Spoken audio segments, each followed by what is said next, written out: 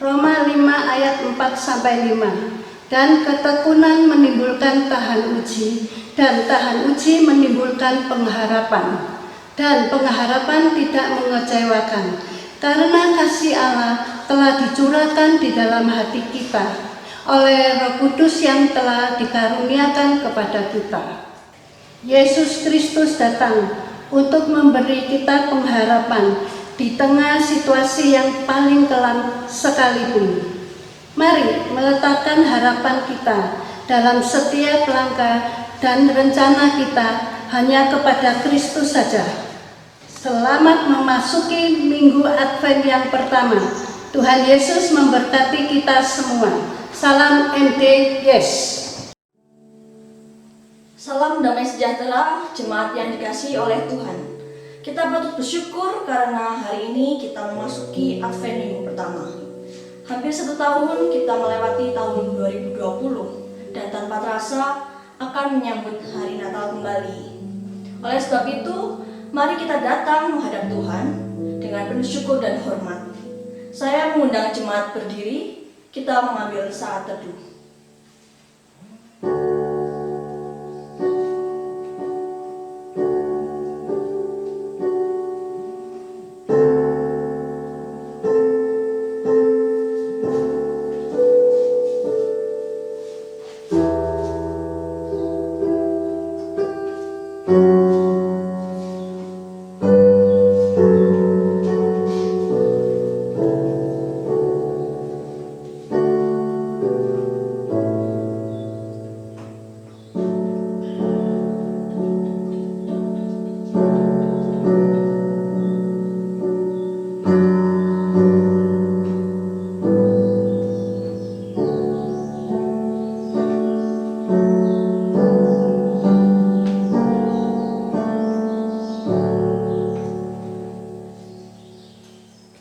Ibadah kita datangnya dari Allah, pencipta langit dan bumi. Turunlah atas kita kasih karunia dari Allah Bapa, Allah Putra, dan Allah Roh Kudus, menyertai ibadah kita dari awal hingga pada akhirnya. Amin. Namanya yang termulia, mari kita tunduk, memberi pujian dan persembahan kita. Kita pujikan nama Yesus termulia.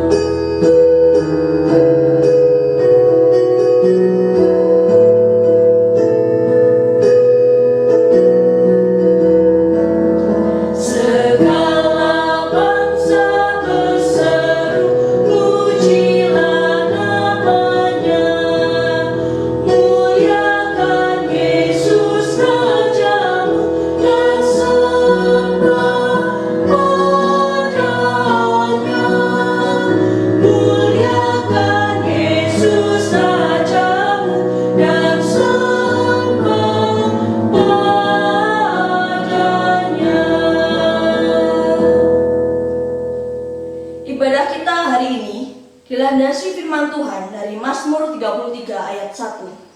Bersorak-sorailah, hai orang-orang benar dalam Tuhan, sebab memuji-muji itu layak bagi orang-orang jujur. Jemaat dipersilakan duduk kembali. Kita percaya bahwa Yesus Juru Selamat kita akan selalu mendengar doa-doa kita. Ia akan selalu memberi kita rahmat-Nya. Mari kita pujikan, Jangan Engkau Lalui.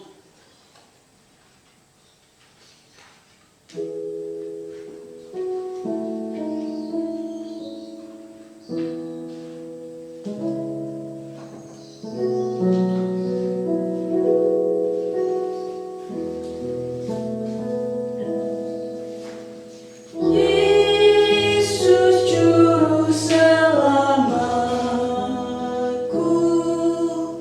dengar doaku. Janganlah Tuhan lalui, berilah rahmat-Mu.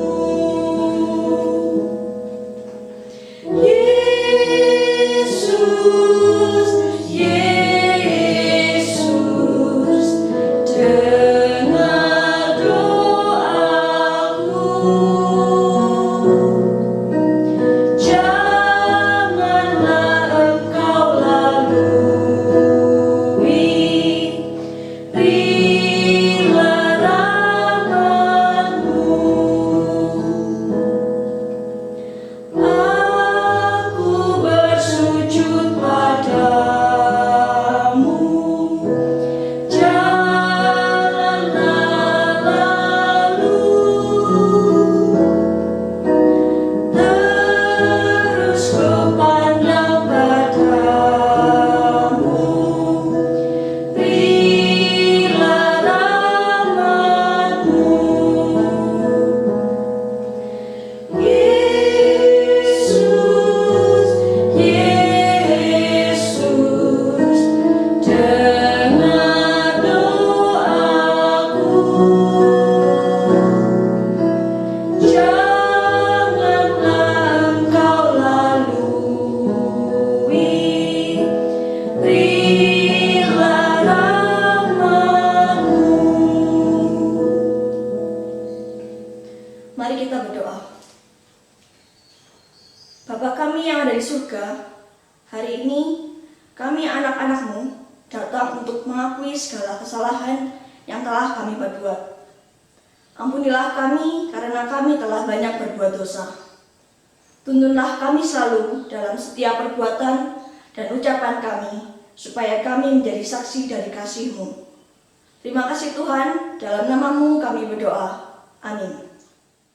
Berita anugerah pada hari ini diambil dari Galatia 3 ayat 13-14 yang berbunyi, Kristus telah menebus kita dari kutuk hukum Taurat, dengan jalan menjadi kutuk karena kita.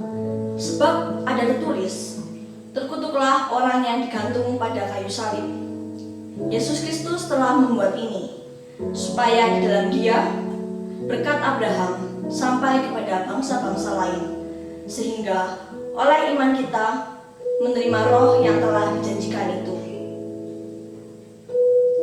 Dan petunjuk hidup baru dari Kolose 3 ayat 23 yang berbunyi, apapun juga yang kamu perbuat, perbuatlah dengan segenap hatimu, seperti untuk Tuhan dan bukan untuk manusia.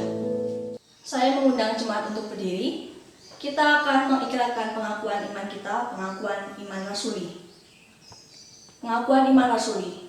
Aku percaya kepada Allah, Bapa yang Maha Kuasa, Khalik langit dan bumi, dan kepada Yesus Kristus, Anaknya yang tunggal Tuhan kita, yang dikandung dari Roh Kudus, lahir dari anak darah Maria, yang menderita sengsara di bawah pemerintahan Pontius Pilatus, disalibkan, mati dan dikuburkan, turun dalam kerajaan maut. Pada hari yang ketiga, bangkit pula dari antara orang mati, naik ke surga, duduk di sebelah kanan Allah, Bapa yang Maha Kuasa, dan dari sana Ia akan datang untuk menghakimi orang yang hidup dan yang mati. Aku percaya kepada Roh Kudus, gereja yang kudus dan am, persekutuan orang kudus, pengampunan dosa, kebangkitan tubuh, dan hidup yang kekal. Amin. Jemaat dipersilakan duduk kembali. Kita akan memasuki pelayanan doa syafaat. Mari kita berdoa.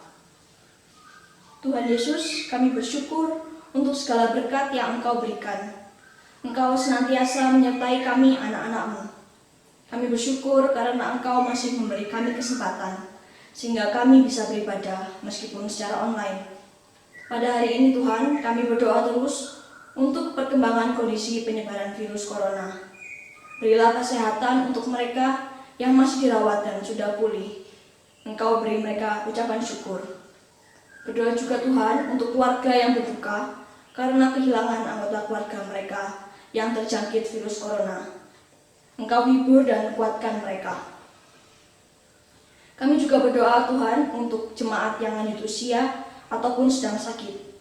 Kami mohon Engkau memberi mereka kesembuhan, kekuatan, dan sukacita yang berlimpah di tengah keluarga dan diri mereka. Tak lupa kami berdoa untuk kesejahteraan seluruh warga negeri kami yang sampai saat ini masih mengalami pandemi. Engkau cukupkan kebutuhan mereka. Berilah mereka ucapan syukur serta hikmat agar mereka bisa mengolah segala sumber daya yang ada dengan bijaksana. Kami telah berdoa dan mengucap syukur Tuhan, dalam nama-Mu kami berdoa. Amin. Mari kita bersama-sama mendengar firman Tuhan yang akan dibawakan oleh hambanya. Kepada hambanya kami persilakan.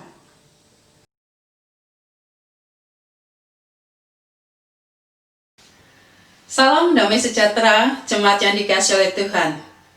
Saat ini kita sudah memasuki daripada akhir tahun 2020. Semuanya adalah anugerah Tuhan kalau kita masih boleh bersama-sama beribadah hari ini.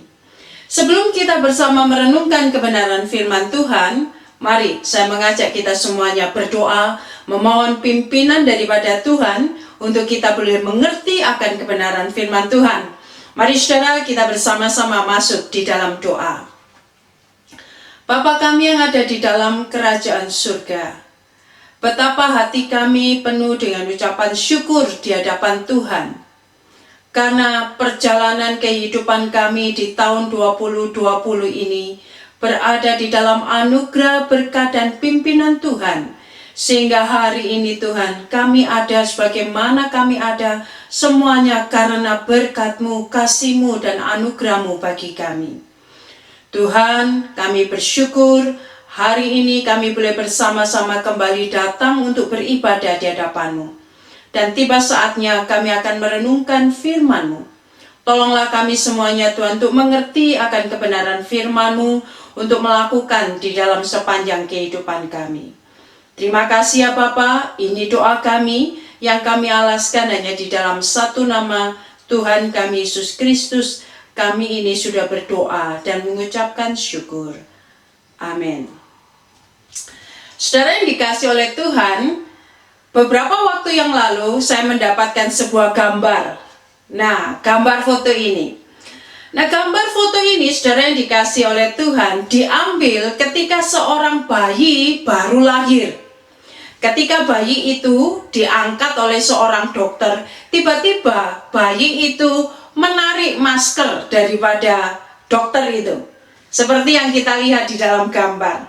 Nah, saudara-saudara, beberapa orang memberikan komentar, bahkan di dalam caption daripada foto itu dikatakan bahwa ini adalah bisa menjadi satu tanda bahwa virus COVID-19 akan segera berakhir.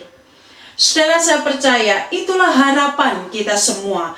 Itulah harapan seluruh umat manusia bahwa COVID-19 segera berakhir.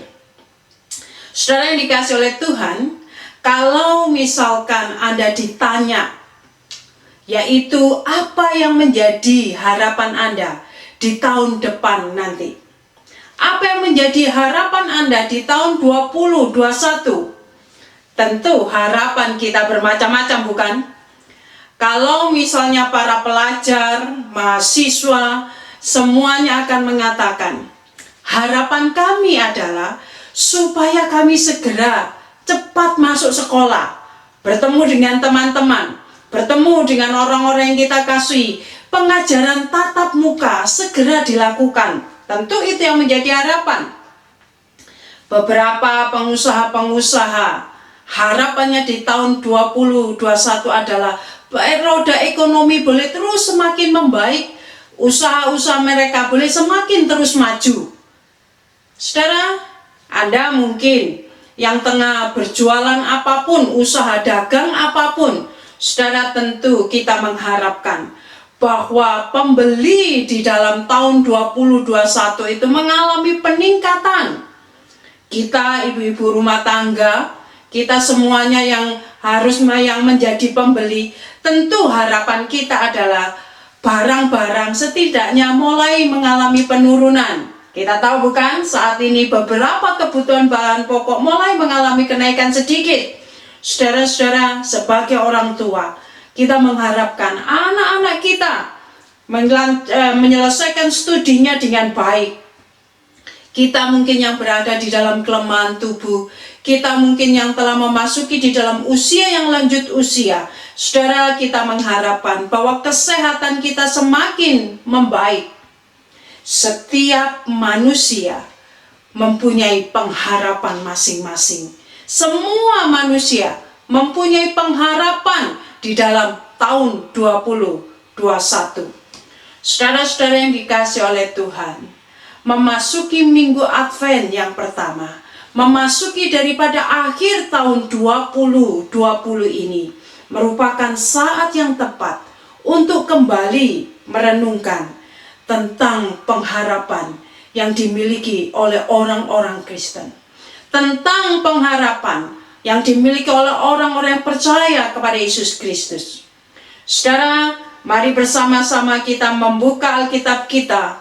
Kita buka Alkitab kita membaca di dalam kitab Efesus, pasalnya yang ke-1, ayat yang ke-16 sampai dengan 19. Kitab Efesus, pasalnya yang ke-1, ayatnya yang ke-16 hingga 19. Berbunyi demikian.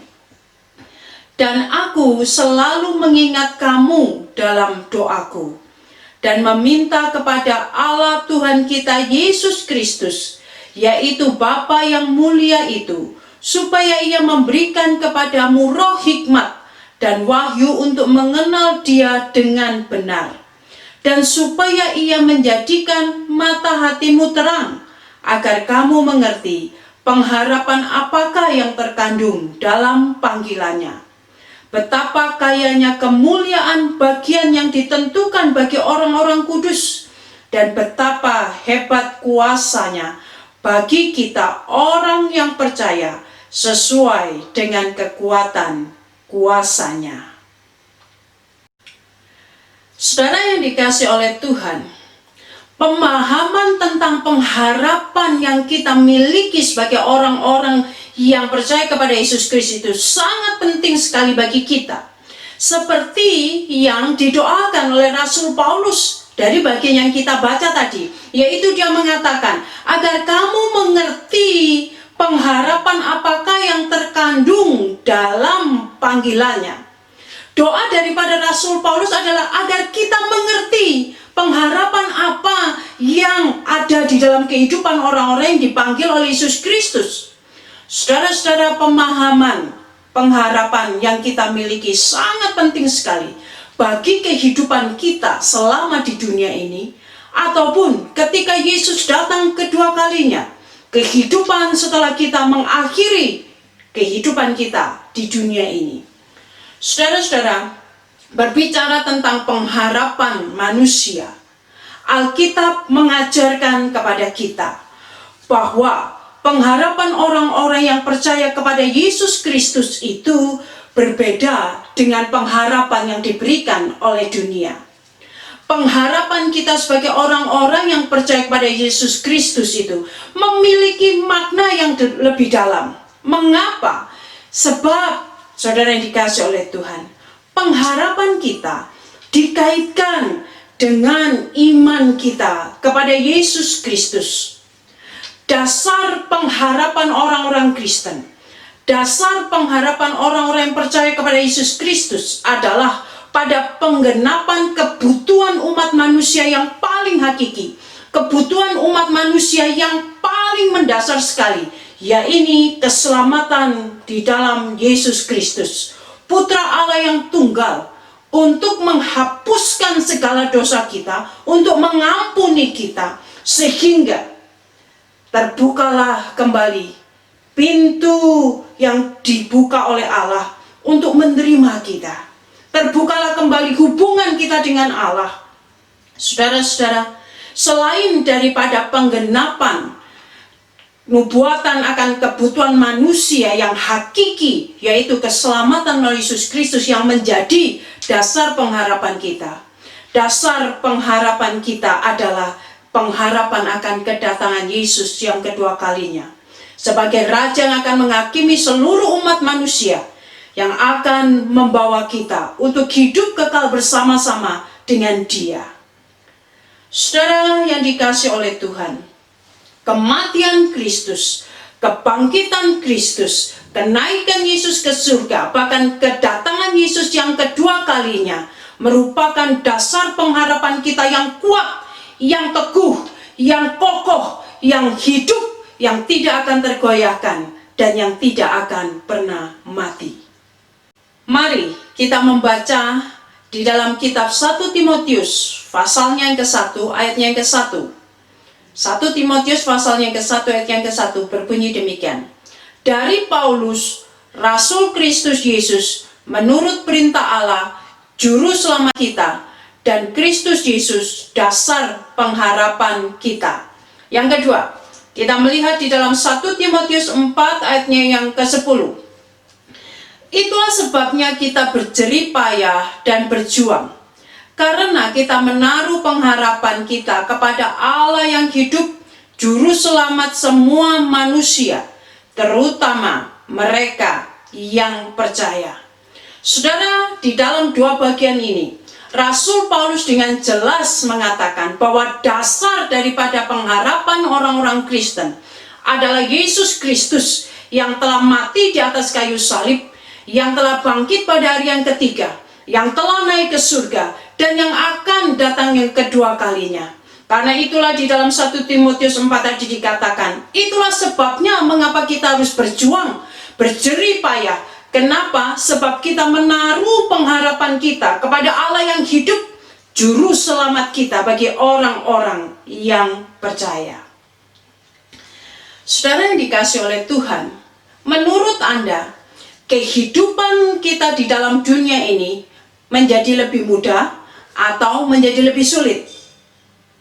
Saudara, secara fasilitas, secara keadaan, kebutuhan-kebutuhan saudara, mungkin kita mengalami kemudahan. Banyak sekali di dalam kebutuhan komunikasi, kebutuhan informasi, kebutuhan akan kemakanan sehari-hari begitu mudah untuk kita dapatkan. Tetapi saudara, kalau kita sungguh-sungguh melihat ke dalam, betapa keadaan dunia ini semakin berada di dalam kesulitan yang makin dalam, bukan? Penderitaan, kesengsaraan, sakit penyakit, kekejian hati manusia, kecenderungan kejahatan hati manusia. Bukankah selama ini semakin hari semakin sulit, bukan? Saudara-saudara, hidup itu memang penuh kesulitan. Dan kita sebagai orang-orang yang menaruh pengharapan kepada Yesus Kristus, orang-orang yang dipilih untuk diselamatkan, orang-orang yang menerima anugerah keselamatan, kita pun akan mengalami kesulitan di dalam kehidupan. Bahkan Allah mendidik kita bagaimana supaya kita bisa bertahan, menyukai, dan menjadi pemenang di dalam setiap kesengsaraan, kesulitan, pergumulan, penderitaan yang kita hadapi. Saudara-saudara yang dikasihi oleh Tuhan, suatu ketika ada seseorang yang memanggil dua orang untuk menjadi pekerjanya. Seseorang ini, dia ingin mendirikan akan sebuah perusahaan. Maka kedua orang ini disuruh untuk mensurvei satu tempat di mana pabrik atau perusahaan itu didirikan. Saudara, orang ini ingin sekali mendirikan sebuah pabrik sepatu. Maka si A, orang yang pertama ini diutus untuk datang di dalam sebuah daerah. Datanglah si A ini. Nah, begitu dia datang, saudara, dia sangat terkejut sekali. Kenapa? Karena ternyata seluruh penduduk di pulau itu, di daerah itu, tidak ada satupun yang pakai sepatu. Saudara, orang ini berpikir, waduh, kok mau mendirikan perusahaan atau pabrik sepatu? Lah orang-orang di sini loh nggak pakai sepatu, nggak bisa. Kita mau mengajari mereka pakai sepatu ya tentu mereka belum mau. Kita mau berbicara untuk mereka, merayu mereka pakai sepatu, pasti nanti menimbulkan perselisihan, mengubah kebudayaan, mengubah kebiasaan, pasti nanti ada bentrokan. Sudahlah, nggak mungkin ini. Saudara-saudara yang dikasih oleh Tuhan, lalu datanglah si B, orang yang kedua. Datang di dalam tempat yang sama, pulau yang sama, daerah yang sama. Dan dia melihat yang sama, saudara. Yaitu semua orang tidak memakai sepatu. Orang yang kedua ini berpikir demikian. Ini adalah marketplace yang sangat bagus. Ini adalah pasar yang sangat bagus. Kenapa tidak ada satu orang pun di sini untuk yang pakai sepatu? Maka kalau kita mendirikan pabrik sepatu di sini, ini adalah satu kesempatan yang bagus. Saudara, dia mulai memikirkan apa yang harus dia lakukan. Rencana-rencana apa yang harus dia lakukan. Saudara, mulailah dia memakai sepatu. Dia tinggal di tempat itu memakai sepatu yang berwarna-warni. Ganti-ganti pakai sepatu, dan dia boleh berjalan di tengah-tengah, mungkin di lumpur, dia tetap pakai sepatu. Tentu saja dia mulai menarik perhatian daripada penduduk setempat. Semuanya heran, kenapa dia pakai sepatu. Dia memakai warna sepatu yang berganti-ganti setiap warna. Lalu mulailah orang tertarik. Ketika semua orang musim hujan, semua orang kena, kadang-kadang sering kali kena kutu air. Orang ini tidak. Kenapa? Karena pakai sepatu. Dia mulai menularkan apa pentingnya pakai sepatu. Dia mulai menjelaskan, dia mulai memberikan sepatu itu satu persatu. Dan sampai pada akhirnya, saudara, dia pulang kepada orang yang menugaskan dia. Dan dia mengatakan, kita siap untuk membangun sebuah pabrik sepatu. Saudara, dari kisah ini kita melihat ketika berbicara tentang kesulitan, maka orang yang pertama itu akan berpikir melakukan apapun ada kesulitan. Mau mengajari penduduk itu untuk pakai sepatu pasti sulit. Nanti bentrok lah, nanti merubah cara berpikir lah, nanti tidak enak lah dan sebagainya. Maka orang yang pertama tidak melakukan apapun. Berbeda dengan orang yang kedua. Ketika dia melihat kesulitan, dia melihat apapun pasti akan terjadi kesulitan. Tetapi dia melihat pasti ada jalan keluar. Ketika ada kesulitan, seluruh penduduk itu tidak pakai sepatu. Dia justru memikirkan jalan keluar. Bagaimana agar mereka boleh memakai sepatu. Saudara yang dikasih oleh Tuhan, kesulitan-kesulitan yang ada di dalam dunia ini akan mengakibatkan dua sikap yang akan diambil oleh setiap manusia. Saudara, ada orang yang menghadapi kesulitan itu dengan berani dan dia akan menemukan jalan-jalan keluarnya. Tetapi juga ada orang-orang yang menjadi takut berhadapan kesulitan. Dia menjadi begitu ketakutan sehingga dia tidak bisa melakukan apapun. Saudara, beberapa waktu yang lalu saya melihat lagi banyak sekali musim layang-layang.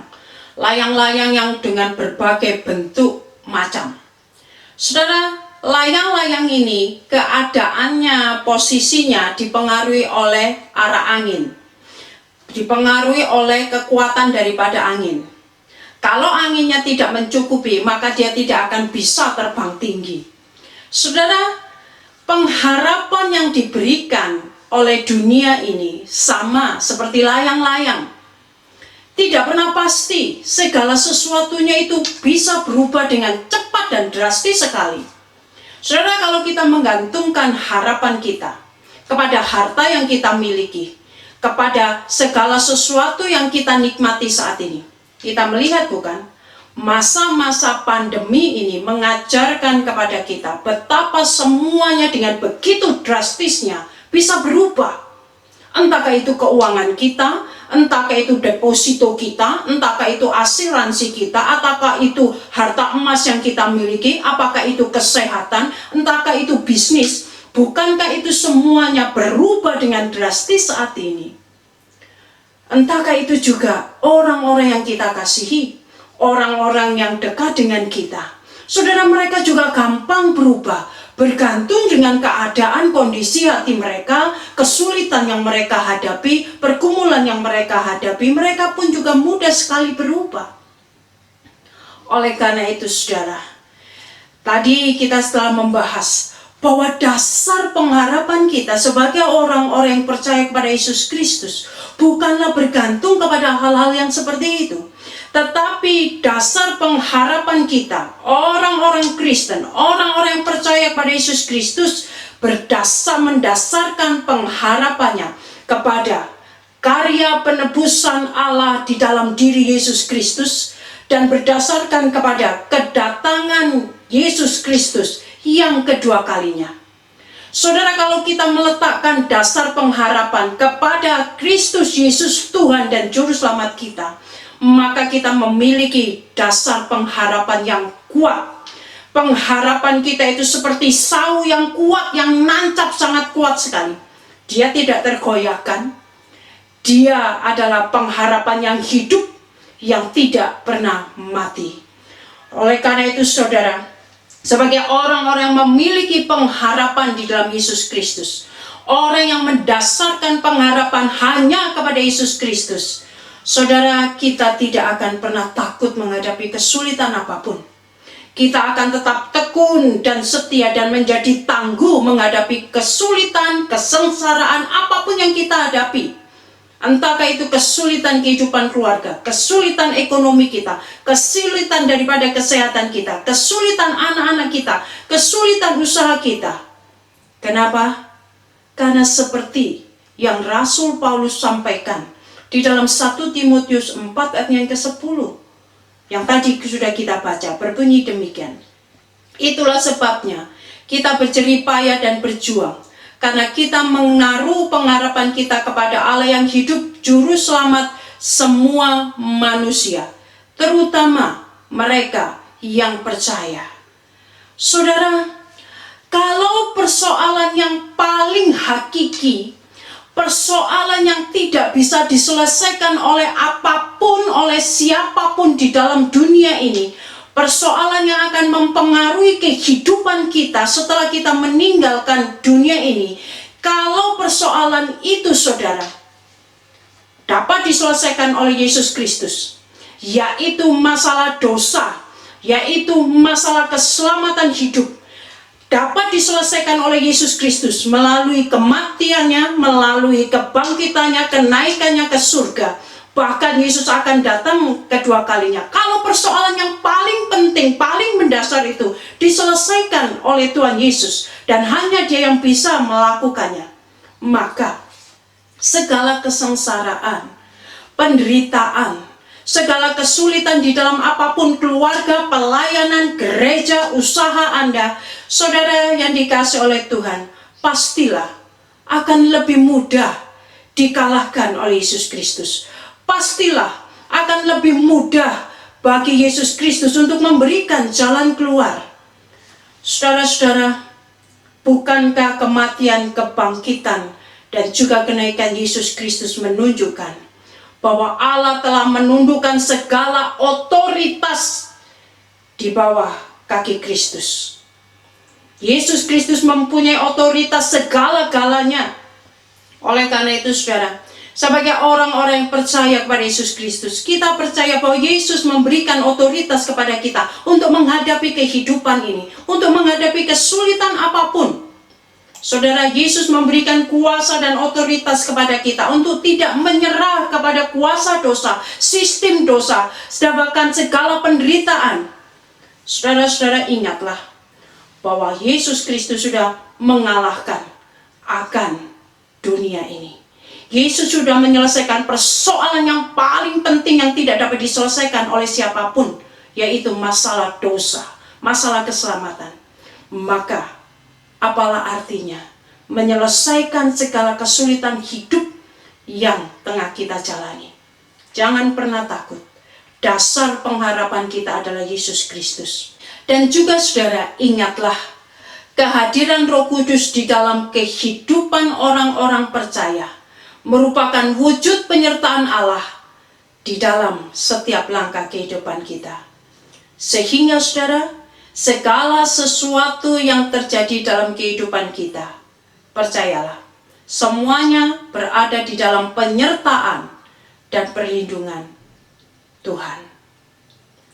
Saudara yang dikasihi oleh Tuhan, apakah saat ini di tengah-tengah pandemi ini, keadaan resesi ekonomi ini merupakan keadaan tersulit yang pernah Anda hadapi selama hidup Anda?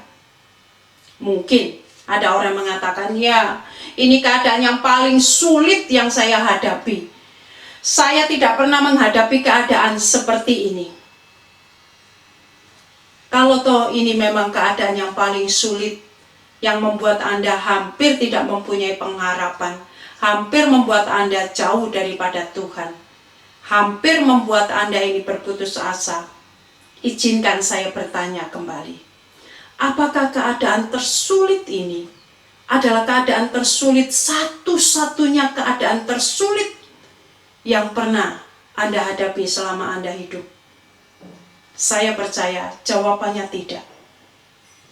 Sekalipun mungkin bagi setiap kita ada orang-orang merasa bahwa keadaan saat ini, keadaan pandemi ini, keadaan resesi ekonomi ini adalah keadaan yang paling sulit.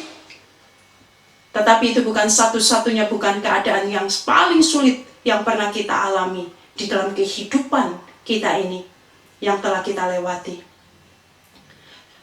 Bapak dan Ibu yang mungkin Anda berusia 60 tahun ke atas, pasti di dalam selama kehidupan Anda saat ini, Anda pernah mengalami bukan keadaan yang paling sulit. Entahkah itu masalah membesarkan anak, entahkah itu perjuangan-perjuangan ekonomi, entahkah itu masalah sakit penyakit anak yang penuh dengan air mata perjuangan yang begitu berdarah-darah. Tetapi lihat, Anda berada di tahun 2020 dan Anda telah melewatinya. Anda telah menyelesaikan persoalan masalah penderitaan yang paling sulit itu, bukan?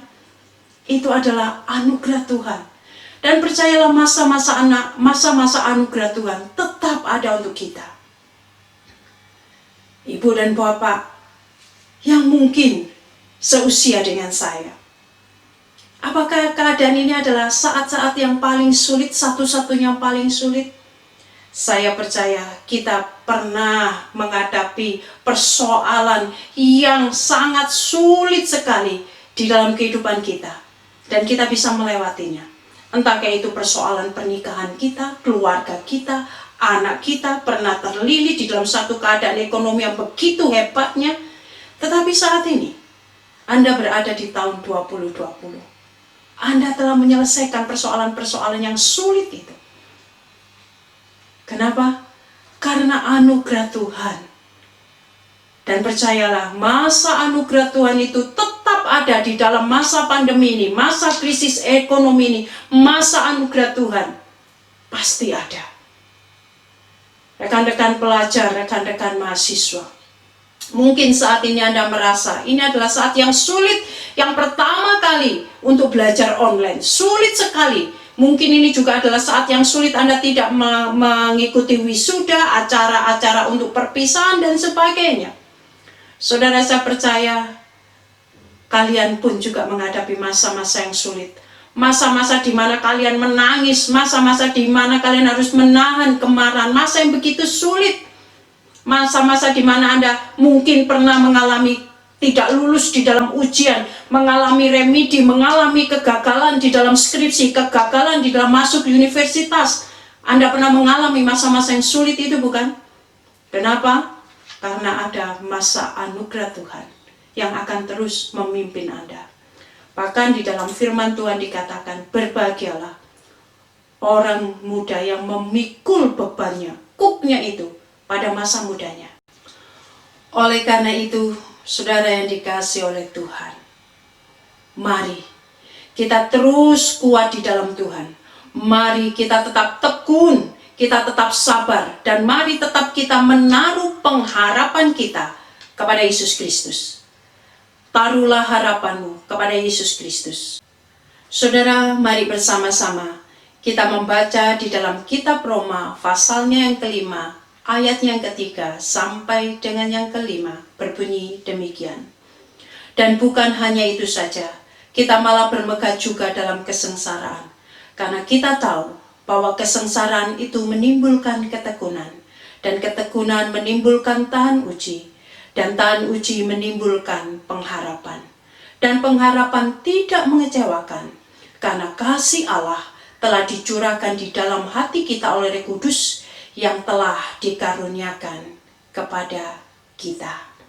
Saudara, Anda perhatikan ayat ini. 3 kali disebutkan kata menimbulkan, menimbulkan. Saudara, dikatakan bahwa kesengsaraan menimbulkan ketekunan. Ketekunan menimbulkan tahan uji, dan tahan uji menimbulkan pengharapan. Pengharapan itu muncul ketika kita menghadapi kesengsaraan.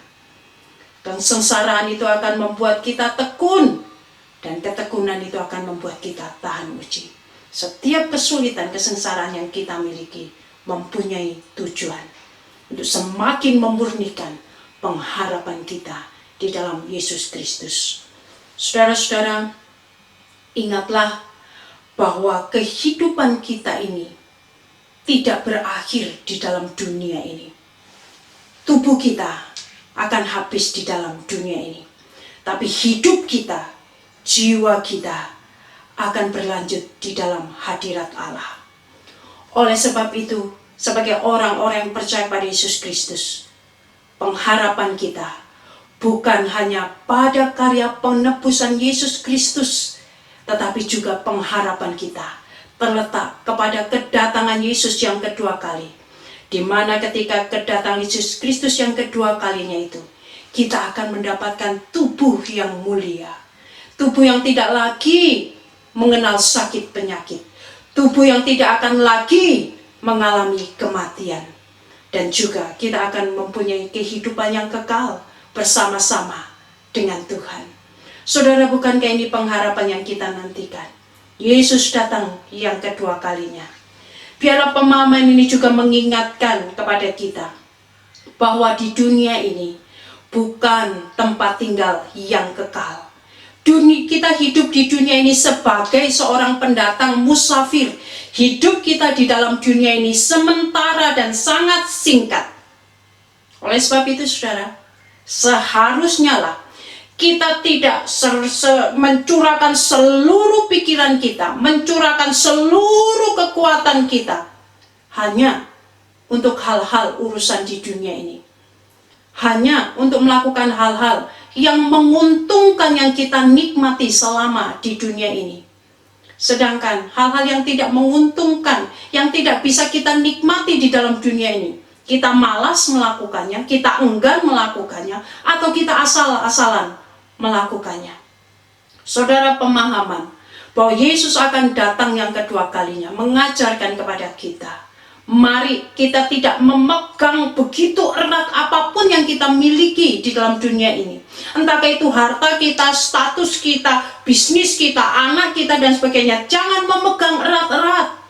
Karena ketika itu hilang, saudara, begitu rasa sakit yang mendalam sehingga kita sampai putus asa. Ingatlah saudara, kita hanya pengelola apa yang kita miliki ini.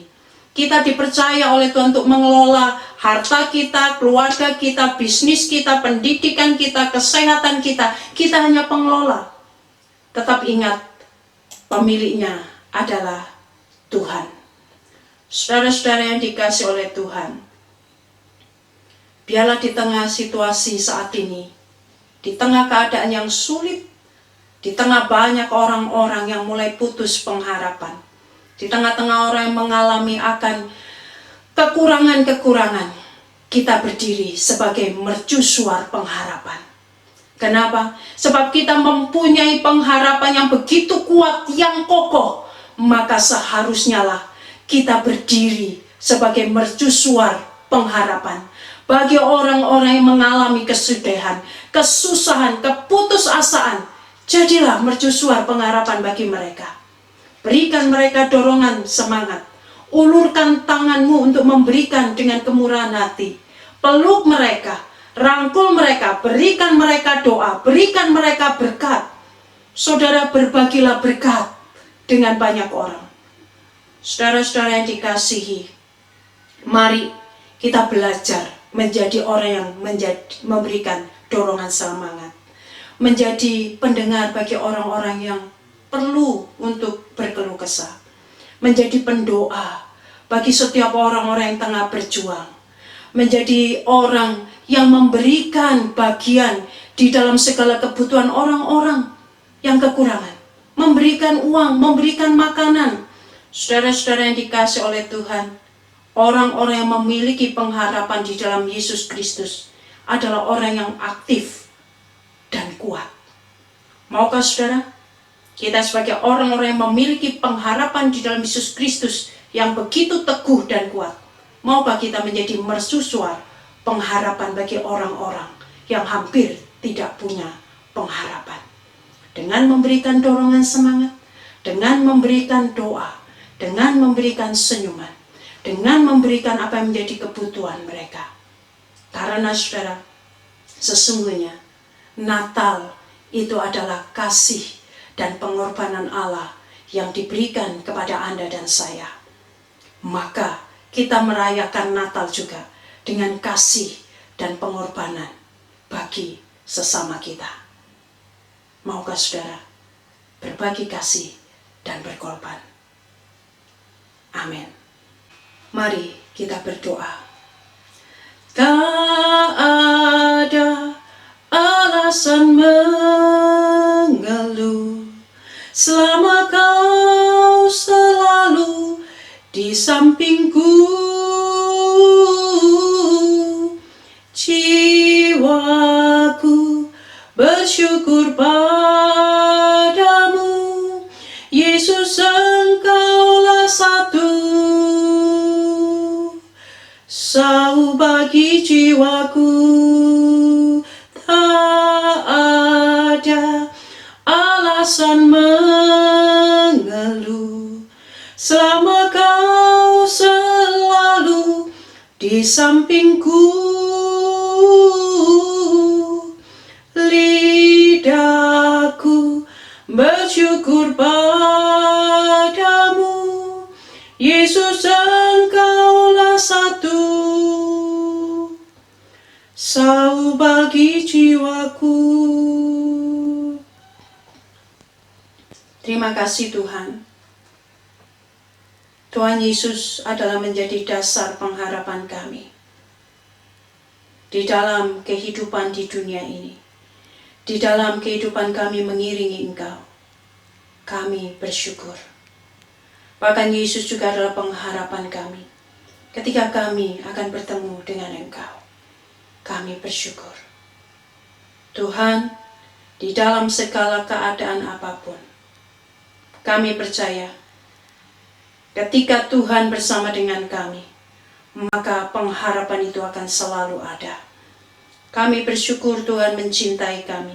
Kami bersyukur Tuhan memberikan kepada kami masa anugerah demi masa anugerah untuk melewati keadaan yang paling sulit sekalipun. Bapa, hamba-Mu berdoa bagi setiap anak-anak-Mu yang pada saat ini beribadah, mendengarkan firman Tuhan ini.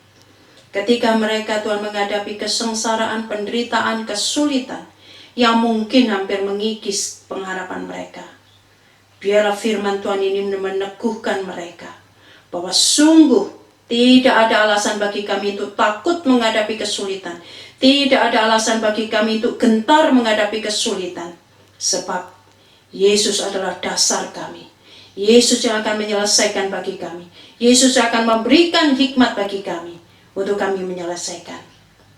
Ajarlah kepada kami Tuhan, untuk menjadi mercusuar pengharapan bagi orang-orang di sekeliling kami yang mungkin kehilangan pengharapan, yang saat ini Tuhan mengalami kesengsaraan, penderitaan, kesulitan hidup. Jadikanlah kami pendorong semangat. Jadikanlah kami ini pendoa bagi mereka. Jadikanlah kami ini menjadi orang-orang yang mengasihi, memeluk mereka. Dan jadikanlah kami adalah orang-orang yang selalu memberi dengan murah hati dan ketulusan. Berkati kami Tuhan, supaya kami bisa melakukan firman Tuhan ini. Terima kasih Bapa. Di dalam nama Yesus Kristus kami sudah berdoa dan mengucapkan syukur. Amin. Tuhan Yesus memberkati kita semuanya. Sebagai bentuk ucapan syukur kita, mari kita memberikan persembahan kepada Tuhan yang dapat diserahkan melalui nomor rekening gereja atau kepada bendahara gereja. Kita pujikan Ku Mau Setia.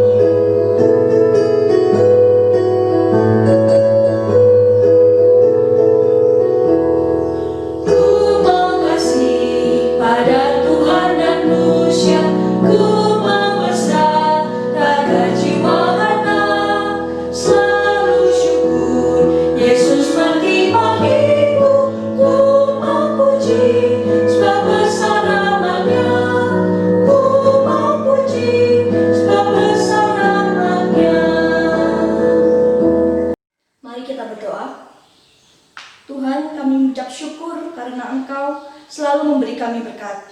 Pada hari ini, kami mau memberi sebagian dari milik kami sebagai ucapan syukur. Dalam nama Tuhan Yesus kami berdoa. Amin. Jemaat yang dikasihi Tuhan, kami akan menyampaikan warta gereja minggu ini. Kami terus mengajak Bapak, Ibu, Saudara untuk tetap melakukan protokol kesehatan demi mencegah penyebaran virus corona. Kami juga mengajak jemaat untuk tetap tekun dalam pembacaan firman Tuhan, berdoa dan beribadah, serta melayani Tuhan dengan melayani sesama. Demikian pembacaan warta hari ini. Saya mengundang jemaat untuk berdiri. Kita akan mengakhiri ibadah dengan menaikkan pujian doksologi dan doa berkat yang akan disampaikan oleh Pendeta Eliatman. Kami persilakan.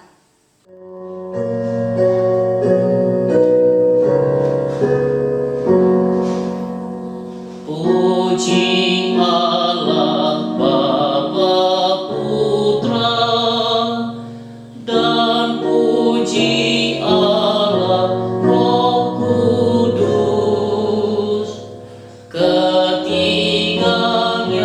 yang esa. Pohon selamat sumber berkat.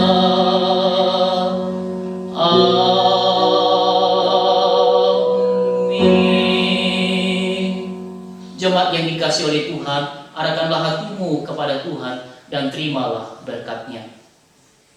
Kiranya berkat daripada Allah Bapa, kasih sayang daripada Kristus Tuhan, pertolongan penghiburan daripada Allah Roh Kudus menyertai saudara semua mulai hari ini sampai Tuhan Yesus datang untuk kedua kalinya. Amin. Amin.